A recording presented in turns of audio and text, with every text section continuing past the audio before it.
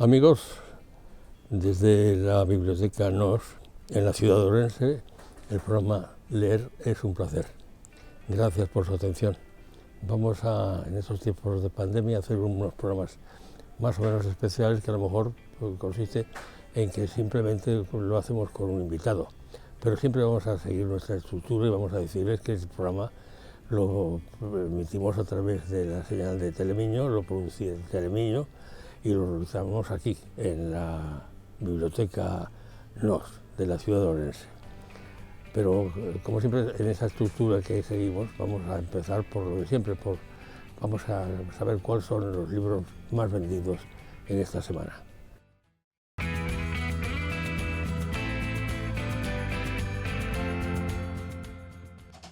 Bueno, pues los libros más vendidos esta semana son, en primer lugar, de Carmen Posadas, La leyenda de la peregrina.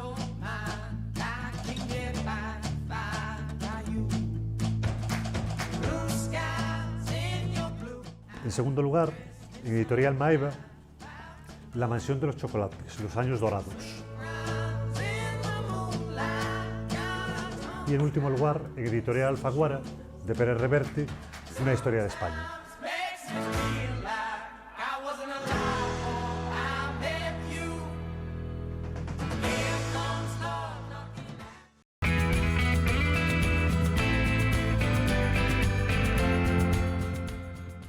Bueno, pues en estos tiempos de incertidumbre, porque realmente no sabe uno dónde está, cómo está, lo que tiene al lado, pues hay una serie de consultas que desgraciadamente es muy difícil hacer.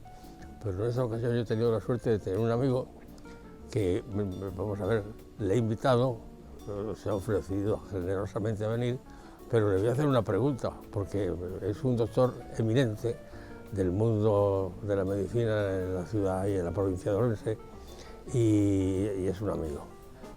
Le conocí hace ya muchos años cuando vine y siempre he tenido cariño, y se trata de Miguel Abad. Miguel Abad, que ahora me parece que es lo que se llama médico de familia. Bueno, soy lo que siempre he sido toda mi vida, médico de familia. Pero luego pues, ha sido director de... Sí, estuvo un paréntesis en mi vida profesional que fue el estar al frente de la gerencia del Hospital de Berín. Durante casi, bueno, más de 2 años y medio. Más de 2 años. Sí. ¿Cómo pasa el tiempo, Dios mío? Pasa muy rápido. Pasa muy rápido. Bueno, pues aquí está don Miguel Abad para hablarnos de muchas cosas, que el viento no se las va a llevar, como dice la canción. Son 2 libros que nos trae y que nos los va a anunciar él mismo y que nos va a decir. Habla de la peste, o sea, como es lógico, él ha pensado que en el momento actual habrá un libro que trata de saber, no referente a la actual, sino a una que ocurrió en Londres hace 400 o 500 años. Efectivamente. Pues será interesante escucharle. Don Miguel, su tiempo. Muchas gracias, Enrique. Pues sí, en estos tiempos, como dices tú, de incertidumbre provocados por una pandemia que es una nueva enfermedad a la que se tiene que enfrentar la humanidad, pues recuperé un libro que es un clásico, que es el diario del año de la peste de Daniel Defoe, que es famoso, quizá mucho más famoso por haber escrito Robinson Crusoe, pero este libro que bueno, nos cuenta qué ocurrió pues, con la gran peste en Londres a mediados del siglo XVII. Y es muy curioso porque en muchas de sus páginas estamos viendo anticipadamente circunstancias que nos ha tocado vivir ahora pues, con un agente infeccioso diferente, que es el SARS-CoV-2, el coronavirus famoso, y que en esa época pues, fue la Yersinia pestis, que era una bacteria que provocó una terrible mortalidad en Londres concretamente, pero bueno, a lo largo de la historia de la humanidad, en 3 grandes, digamos, epidemias o pandemias, 3 grandes oleadas, pues se cargó a un montón de gente, ¿no? Muchísima más de la mortalidad que está provocando el coronavirus. Y este libro de Defoe, que mucho se le ha acusado de ser un libro más literario que un libro, digamos, histórico, porque él no lo escribió cuando ocurrió la peste, sino él nació en el año 1660, tenía 6 años cuando ocurrió la pandemia de peste negra en Londres, y él, pues al cabo de cierto tiempo, fue recogiendo anécdotas, fue recogiendo las vivencias, sobre todo de su tío, que trabajaba de talabartero en Londres, e incluso entrevistándose en plan reportero con supervivientes de esta pandemia, pues construyó ese libro, que lo publicó en el año 1722 y que fue la única edición que publicó en vida. este libro, porque después las siguientes ya fue después de haber fallecido. Y bueno, hay una frase que me llamó mucho la atención, tengo aquí unas notas que si me permites voy a leer. Dice que solo con que pudiera encontrar acentos capaces de despertar el alma de mis lectores daría por bien empleado haber contado todas estas cosas, aunque de modo tan sucinto e imperfecto. La Gran Peste de Londres fue la última epidemia de peste bubónica que ocurrió en Inglaterra y como te comentaba antes, Defoe tenía pues 6 años cuando esto ocurrió. Es un escritor, vuelvo a repetir, muy conocido por su obra Robinson Crusoe. Sin embargo, para los ingleses es quizá el primer reportero de la historia por un libro que escribió que se llamaba The Storm, en el cual pues en el año 1703 hizo un reportaje periodístico sobre una tremenda tormenta que asoló el sur de Inglaterra en aquellos años, y entonces pues gracias a ese libro se le considera, tiene esa consideración de uno de los primeros reporteros. En el prólogo del libro, del Diario de la Peste, que lo escribe nada más y nada menos que Anthony Burgess, que es el autor para todos muy conocido porque fue el que escribió esa novela distópica que luego fue llevada al cine por Stanley Kubrick, que se llama La Naranja Mecánica, pues él le da gran valor al libro, no solo como digamos un testimonio histórico de lo que ocurrió, sino por el valor literario de cómo, con ese estilo particular de Defoe en esta edición, que es muy periodístico, pues le dio al tratamiento de esta enfermedad, ¿no?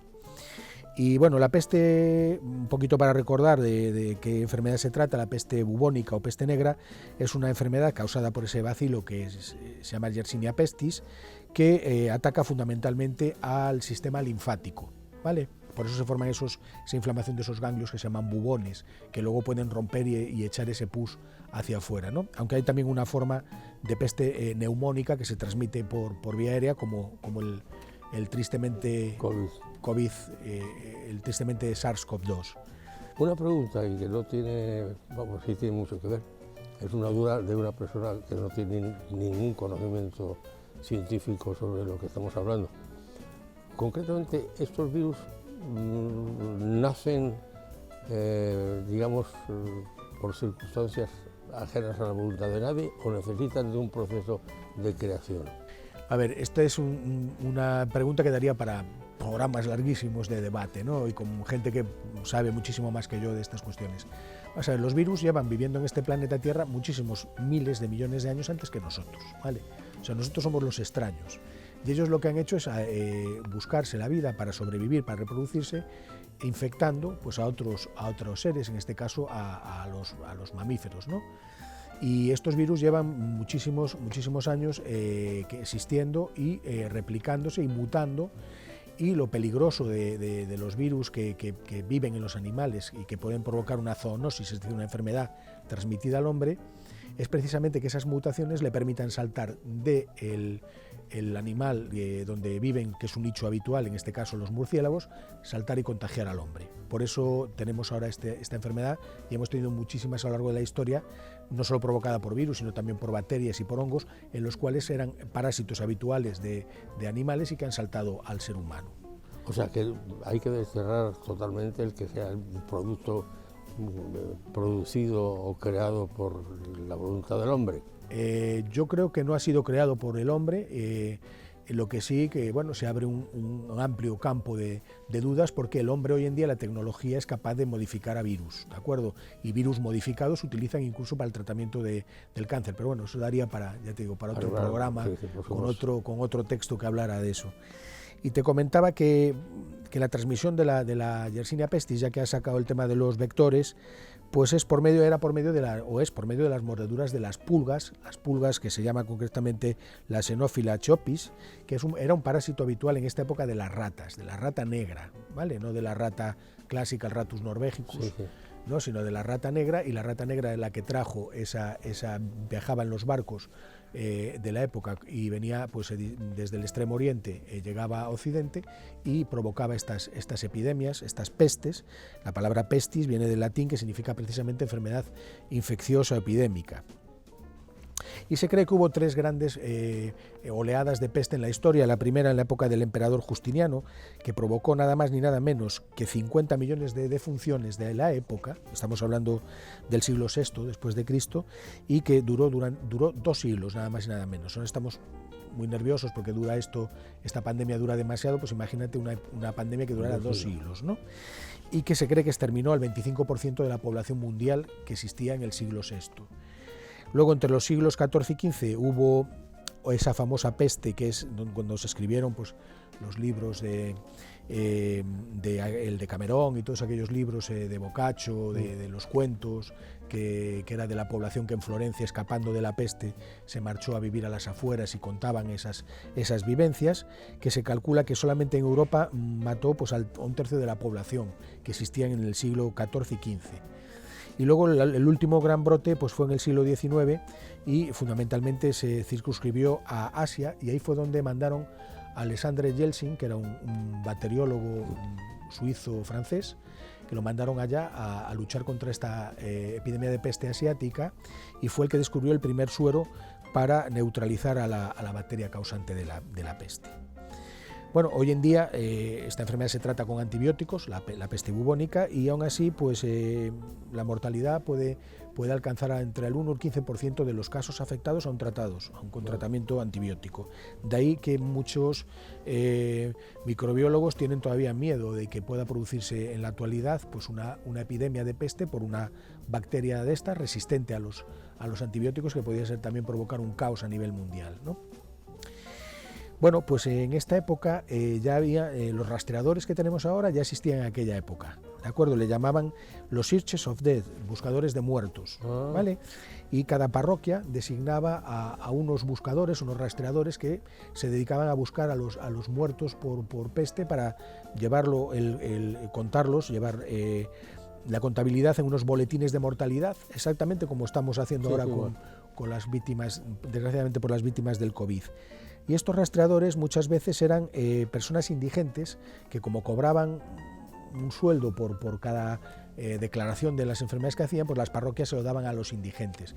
Y muchas veces eran ancianas iletradas que eran proclives al soborno y a la deshonestidad, porque mucha gente no quería que se supiera que un familiar pues, moría de peste, con lo cual contribuyó todavía más a que se enfangara toda la resolución de la epidemia.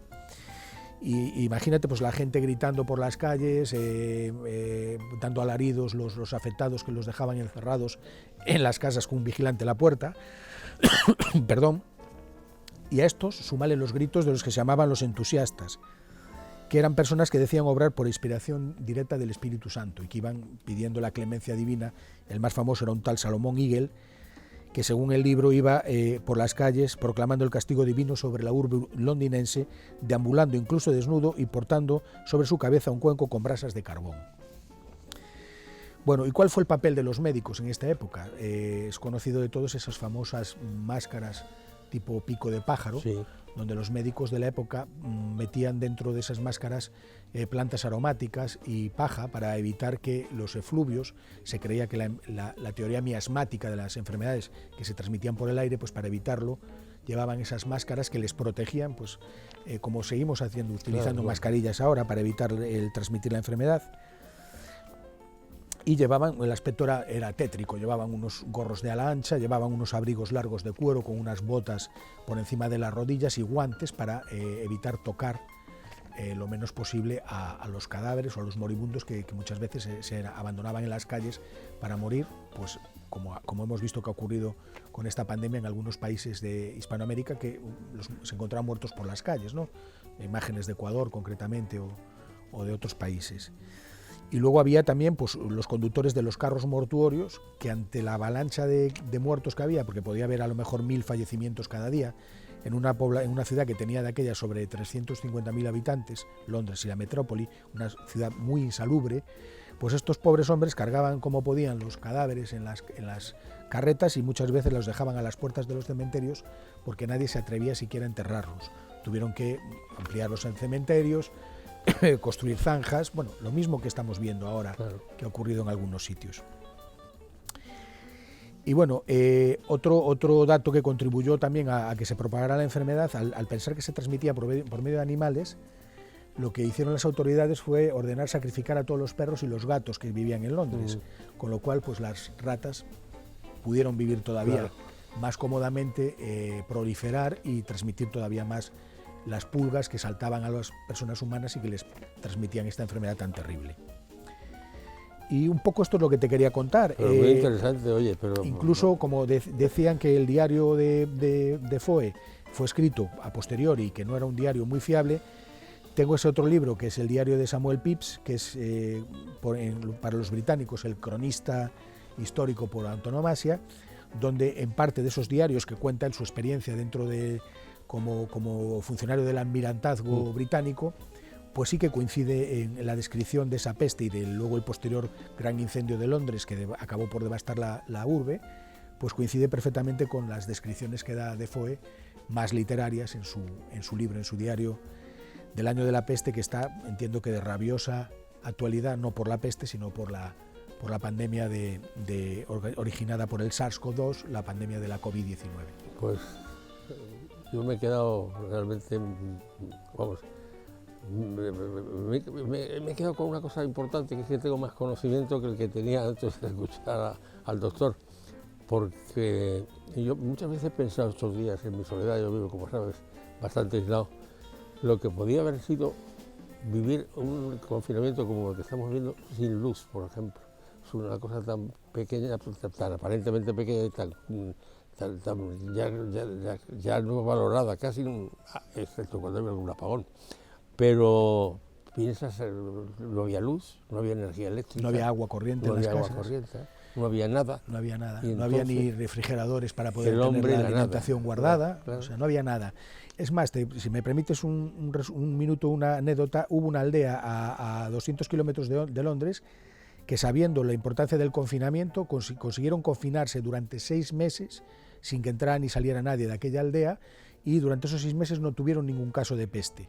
Por eso esos confinamientos tan, digamos, brutales que se han dado a lo largo de la historia con esas cuarentenas, todo viene de la medicina, de la lucha de la salud pública antigua, del combate contra estas enfermedades infecciosas. Es que no quedaba otra solución. Exactamente, al quedarse aislados durante 6 meses consiguieron sobrevivir a esta epidemia de peste. Pues ha sido una intervención muy interesante, don Miguel, se lo agradezco mucho, te agradezco mucho que hayas venido y realmente pues me ha dejado muy sorprendido. ¿Qué perspectiva hay realmente en la situación actual en Europa, vamos, en el mundo? Pero vamos a dejarlo en España. Bueno, ahora se acaba de abrir una puerta muy importante a la esperanza con todos los resultados que se están publicando sobre estas vacunas, que era la gran panacea buscada desde el principio de la pandemia. Tú date cuenta que en 8 meses hemos conseguido caracterizar el virus, saber qué virus era, y a base de su estructura genética construir una serie de vacunas que lo que van a permitir es que nuestro sistema inmune pueda atacar ese virus y destruirlo, ¿vale? Esta puerta que se acaba de abrir con mucha esperanza también crea mucha incertidumbre, porque los resultados van siempre ligados a unas luchas de geopolítica, Estados Unidos y Unión Europea por un lado, China y Rusia por el otro, y luego mueven cantidades ingentes de dinero, que esto, pues al final los que van a ganar mucho dinero son las compañías que han investigado este tema. Date cuenta que si antes una vacuna pues tenía un periodo de 10 años para demostrar su utilidad antes de comercializarse, ahora todo ese periodo se ha avanzado de una manera tan rápida, gracias también a la inteligencia artificial y a que todas las mentes más privilegiadas de la medicina se han puesto a trabajar todos a la limón para conseguir esta vacuna, pues se ha cortado el plazo a prácticamente 1 año. La vacuna no va a ser la panacea, el virus va a seguir viviendo con nosotros, probablemente causará muchísimo menos daño, muchísima menos gente enfermará, muchísima gente se morirá menos y los hospitales que no quedarán ocupados prácticamente por esta enfermedad cuando haya las oleadas. Pero yo creo que la historia ha cambiado y en todas nuestras vidas recordaremos lo que ocurría antes de esta pandemia y cómo vamos a tener que vivir a partir de ahora, después de todo lo que hemos aprendido, también sacando algo positivo a esta terrible enfermedad que nos está de alguna manera azotando a la humanidad. Muy bien, Miguel, pues muchas gracias. A ti. Te agradezco la visita y sobre todo porque además de ser pues, un comentario sobre unos libros determinados, pues ha sido tan oportuno que has tocado el corazón y la mente y el terror de todos los espectadores del programa y de este modesto amigo tuyo que está metidito en su casa procurando guardarme de todo y viendo a ver si el que viene tiene cara de estar pocho o no. Cuídate mucho y... Me cuido, sí, porque además yo soy, ¿cómo se llama eso? Paciente de riesgo. De riesguísimo, tengo 85 y medio. Gracias a Dios, pues no tengo ninguno, que yo sepa, cosa que me haga más vulnerable. Gracias, don Miguel. A ti. Y ustedes sigan ahora con otra cosa.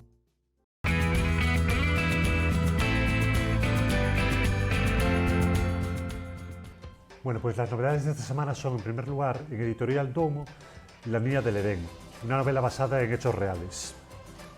Inspirada en la labor humanitaria de Nicholas Winton, que salvó a cientos de niños del Holocausto. Los nazis han ocupado Praga.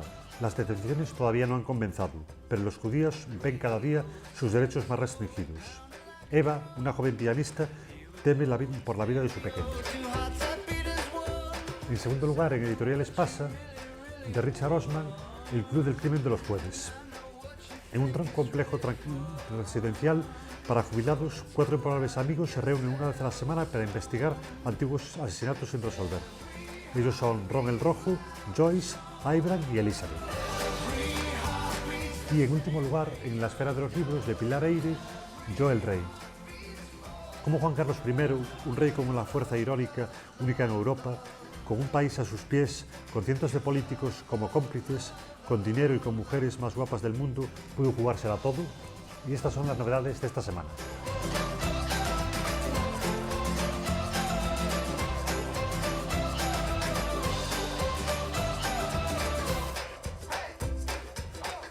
Ha llegado el momento de conocer desde la tienda que hoy, la librería que hoy amablemente nos atiende, cuáles son los libros que recomiendan para los más jóvenes, los niños.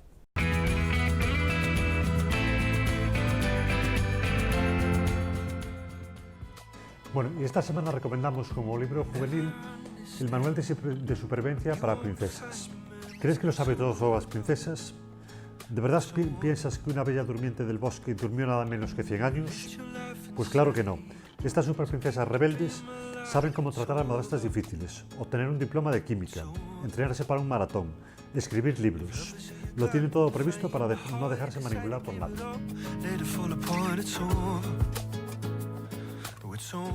Y llegamos al final de este programa especial que hemos hecho y que repetiremos por la temática de la pandemia en algunos de los próximos programas de Es un placer. Gracias por la atención que nos prestan.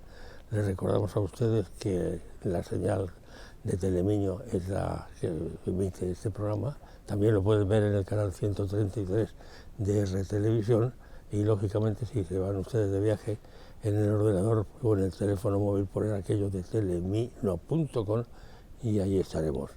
Leer es un placer, algo más que un programa de televisión. Gracias por su atención.